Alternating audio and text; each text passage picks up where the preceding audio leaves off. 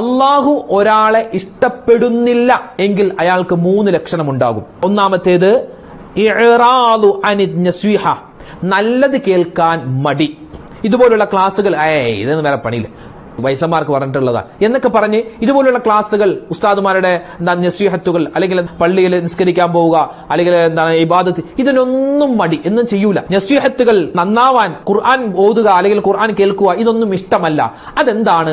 അള്ളാഹു അവനെ വെറുത്തു എന്നതിന്റെ അടയാളമാണെന്ന് മനസ്സിലാക്കുക. രണ്ടാമത്തേത് ഇബാദത്തുകൾക്ക് വേണ്ടി നിസ്കരിക്കൂല, നോമ്പ് പിടിക്കില്ല, ഒരു നന്മയും ചെയ്യൂല, അയാൾക്ക് വെറുപ്പ് കൊടുത്തിട്ടുണ്ട്, അതായത് അള്ളാഹ്ക്ക് അയാളെ ഇഷ്ടമല്ല എന്നതിന്റെ അടയാളമാണ്. മൂന്നാമത്തേതോ തെറ്റുകളിൽ അടിയുറച്ചു നിൽക്കുക, തെറ്റാണെന്നറിയാം എന്നിട്ടും അതിങ്ങനെ ചെയ്തുകൊണ്ടിരിക്കുക, തൗബ ചെയ്യുന്നില്ല, ഇസ്തിഗ്ഫാർ പറയുന്നില്ല. അതെന്താണ്? അതും ഒരു അടയാളമാണ്, അള്ളാഹു അവനെ വെറുക്കുന്നുണ്ട് എന്നതിന്റെ അടയാളമാണ്. അള്ളാഹു കാത്തുരക്ഷിക്കുമാറാവട്ടെ. അപ്പോൾ നമുക്ക് ദുആ ചെയ്യുന്ന സമയത്ത് കരച്ചിൽ വരുന്നുണ്ടോ എങ്കിൽ നമ്മൾ ആരാണ്? അള്ളാഹു നമ്മളെ ഇഷ്ടപ്പെടുന്നുണ്ട് എന്നതിന്റെ അടയാളമാണ്. അള്ളാഹു തആല നമുക്ക് നല്ല രൂപത്തിൽ ഇഖ്ലാസോടുകൂടി ദുആ ചെയ്യാനുള്ള തൗഫീഖ് തരട്ടെ.